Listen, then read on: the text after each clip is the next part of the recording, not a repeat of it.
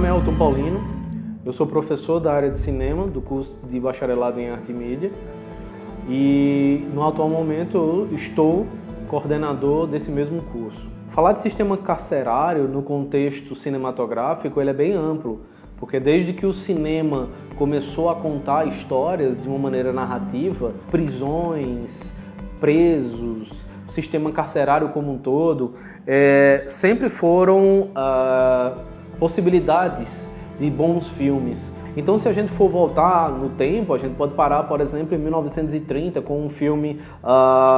Código Penal, do Howard Hawks, onde basicamente ele conta a história de um homem que é condenado à prisão, só que ele é supervisionado justamente pelo diretor do sistema penitenciário em que ele está inserido,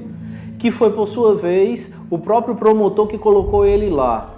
Mas a partir de um certo momento, que a gente pode verificar no filme, em que ele recebe uma boa notícia de que ele poderia sair daquele sistema, aí ele se depara com um código penal que é construído dentro da penitenciária, código penal esse agora que é dito e ditado pelos próprios presos, onde a gente vai ter agora os chamados presos políticos. Eu sempre gosto de falar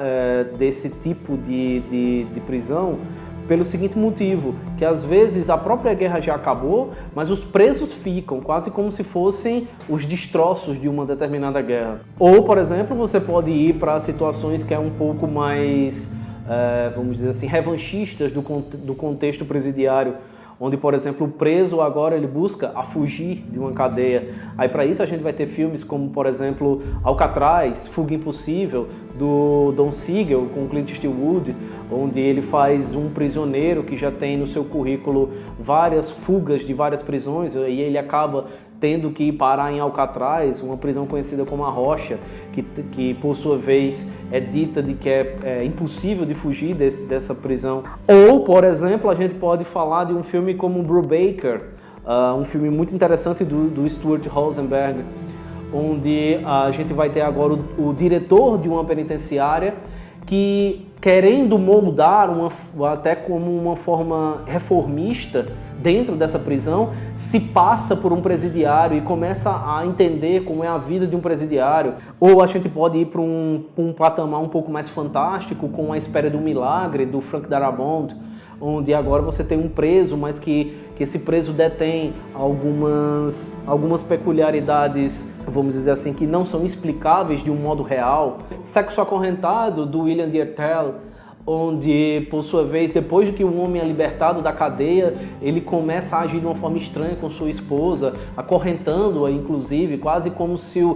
ele tivesse saído da prisão, mas a prisão não tivesse saído dele. Bem, a quantidade de filmes é muito grande, mas vale salientar, por exemplo, no nosso contexto brasileiro, da cinematografia brasileira, como o caso dos Irmãos Naves, um belíssimo filme do Luiz Sérgio Pesson, onde ele conta a história dos irmãos, né, os Irmãos Naves, que são acusados de um crime que eles não cometeram, então eles são presos, são torturados, e você começa a visualizar a vida de um preso que tecnicamente ele não teve culpa alguma, ou até dos presos políticos, como em Memória do Cárcere, onde nesse filme especificamente a gente tem um preso político acusado de ser comunista,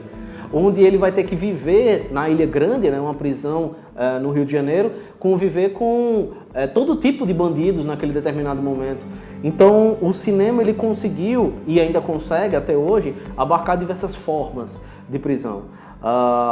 Desde a prisão do adolescente, como por exemplo a gente pode ter Os Incompreendidos, de François Truffaut, ou Vítimas da Tormenta, de Vittorio De Sica, ainda no neorrealismo italiano, ou até a prisão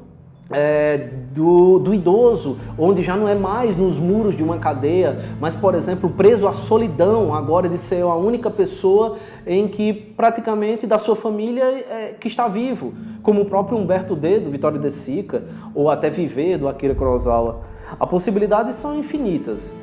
dentro do sistema narrativo. E se dentro do sistema documentário ainda é mais possível ainda, porque você bebe do real, né? Você capta aquilo de um real, mesmo que o documentário ainda seja um construto narrativo de alguém, ou seja, ele é dotado de possibilidades ficcionais, mesmo sendo embebido de realidade,